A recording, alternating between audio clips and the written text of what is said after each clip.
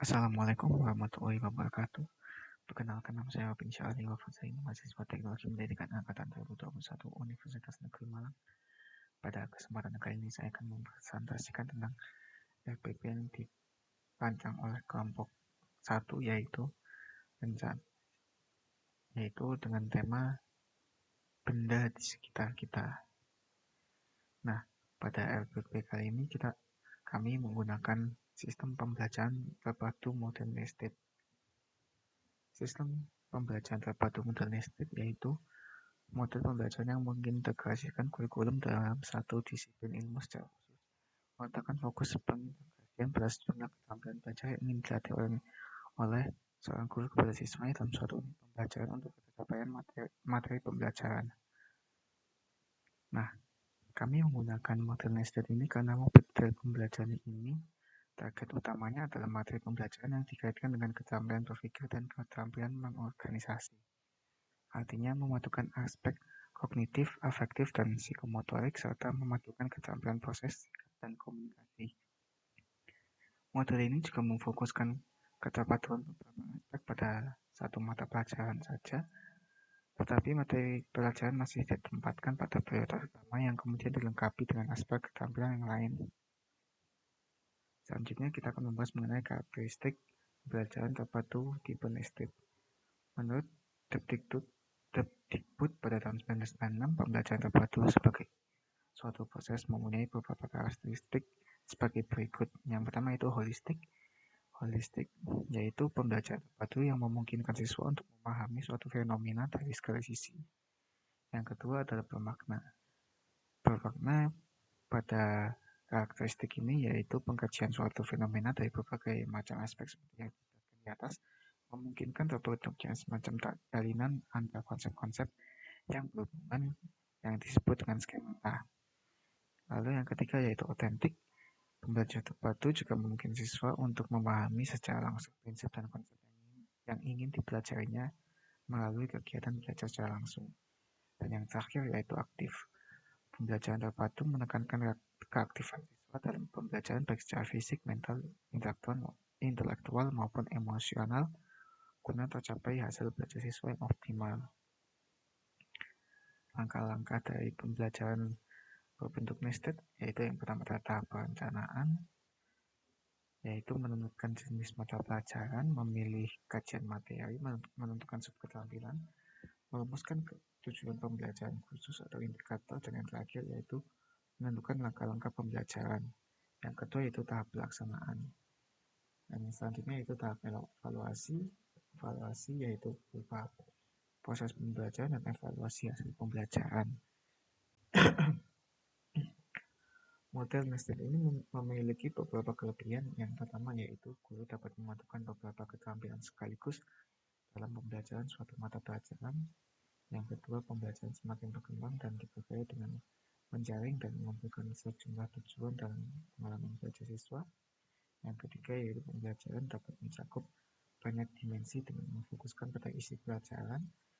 Yang keempat yaitu memberikan perhatian pada berbagai bidang penting dalam satu saat, tidak memerlukan penambahan waktu sehingga guru dapat mematukan kurikulum secara luas. Kelemahan dari model pembelajaran nested ini yaitu dalam hal perencanaan. Jika dilakukan secara tergesa-gesa, maka penggabungan beberapa materi dan aspek keterampilan dapat mengacaukan pola pikir siswa. Nah, berikut adalah RPP sistem pembelajaran terpadu modernistik dalam mata pelajaran ilmu pengetahuan alam dengan tema benda di sekitar kita. Satuan pendidikan yang diterapkan RPP-nya yaitu pada STN Sumbersari di Malang, kelas atau semester yang akan menggunakan RPP ini yaitu kelas 3 semester 1 dengan alokasi waktu 2 kali 35 menit. Di sini terlihat yaitu diagram pembelajaran terpadu modernistik. Terdapat 3 diagram yaitu organization skill, social skill, dan thinking skill. Organization skill yaitu membuat peta konsep tentang benda dan sifat-sifatnya. Social skill yaitu mendengarkan menyimak penjelasan materi. Thinking skill yaitu mengklasifikasikan, membandingkan, menyimpulkan nilai dan sifatnya. Nah, berikut adalah standar kompetensinya. Dan selanjutnya itu komunikasi dasar dan indikator dari RPP ini. Dan di sini terlihat tujuan pembelajarannya yaitu melalui pengamatan siswa dapat menyebutkan sifat benda padat, melalui pengamatan siswa dapat menyebutkan sifat benda cair. Yang ketiga yaitu melalui penjelasan guru siswa dapat menyebutkan sifat benda gas, dan yang terakhir melalui pengamatan siswa dapat menghasilkan benda yang telah dikenal sebagai benda padat, cair, dan gas. Nah, di sini kita akan membahas sedikit materi ajar yang akan dibawakan. Pada materi ajar benda dan sifatnya terdapat 3 jenis benda, yaitu benda padat, benda cair, dan benda gas. Lalu terdapat juga perubahan sifat benda. Di sini dijelaskan perubahan sifat benda ada beberapa macam, yaitu perubahan sifat benda karena pembakaran, perubahan sifat benda karena pemanasan, perubahan sifat benda karena dibiarkan di muka, pembusukan, dan perkaratan. Nah, di sini terlihat metode pendekatan dan model pembelajaran yang digunakan. Metode yang digunakan dalam RPP ini yaitu demonstrasi dan tanya jawab, penugasan ceramah. Pendekatan yang dilakukan yaitu pendekatan tematik, dan model pembelajaran yang digunakan dalam model pembelajaran bertipe nested. Di sini terlihat di sini akan ditampilkan kegiatan pembelajaran yang diterapkan pada RPP ini, yaitu yang pertama adalah kegiatan pembuka. Alokasi waktu yang ditetapkan yaitu 5 menit. Deskripsi kegiatannya yaitu mengucapkan salam, berdoa menurut keyakinan masing-masing, dan menanyakan kabar dan absensi siswa. Selanjutnya yaitu guru akan menjelaskan kegiatan pembelajaran yang akan dilakukan. Dan selanjutnya adalah pada kegiatan inti pembelajaran, alokasi waktu yang ditetapkan yaitu 50 menit. Di sini kegiatan inti yang dilakukan yaitu guru akan memperlihatkan sebuah gambar anak yang sedang berada di dapur. Guru dan siswa mengadakan tanya jawab mengenai isi gambar. Guru membagi siswa menjadi kelompok. Guru membagi LKS dan media berupa benda padat dan cair. Selanjutnya adalah siswa bersama kelompoknya mengklasifikasikan benda yang ada di dalam kelompok benda padat dan benda cair. Siswa bersama kelompoknya melakukan percobaan memasukkan alat tulis secara bergantian ke dalam kelas, piring, dan toples. Kemudian mengamati apa yang terjadi. Siswa melakukan percobaan memasukkan air atau minyak ke dalam toples, gelas, dan piring secara bergantian.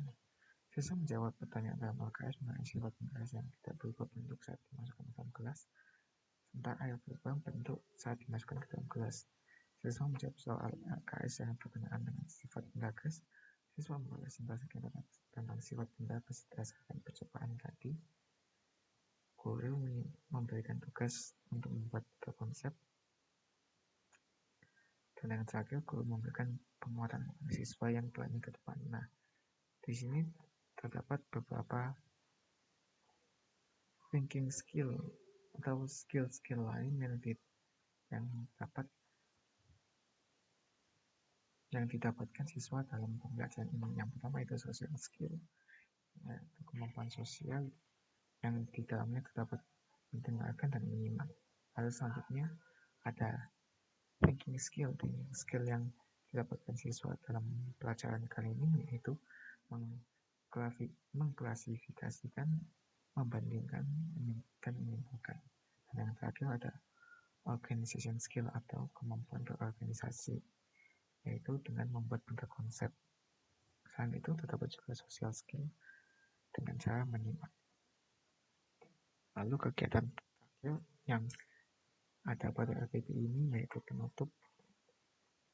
Pada kegiatan penutup, kegiatan yang dilakukan adalah guru dan siswa menyimpulkan kegiatan pembelajaran, guru mengevaluasi kegiatan pembelajaran, guru memberikan tindak lanjut berupa pekerjaan rumah, dan guru menutup pembelajaran. Alokasi waktu yang ditetapkan yaitu 15 menit. Nah, berikut merupakan sumber dan media yang digunakan pada RPP model nested yang kami kembangkan. Nah, selanjutnya yaitu evaluasi yang ditetapkan yaitu Yang pertama penilaian kompetensi sikap, yang kedua penilaian teori, yang ketiga yaitu penilaian teman sebaya, yang keempat penilaian kompetensi pengetahuan, dan yang kelima penilaian kompetensi keterampilan. Nah, di sini ditampilkan instrumen penilaian pada LPP ini. Yang pertama yaitu penilaian kompetensi sikap yang bisa Anda lihat seperti berikut. Terdapat 10 pertanyaan indikator perilaku yang diobservasi. Nah, di sini kita melihat bagaimana perilaku atau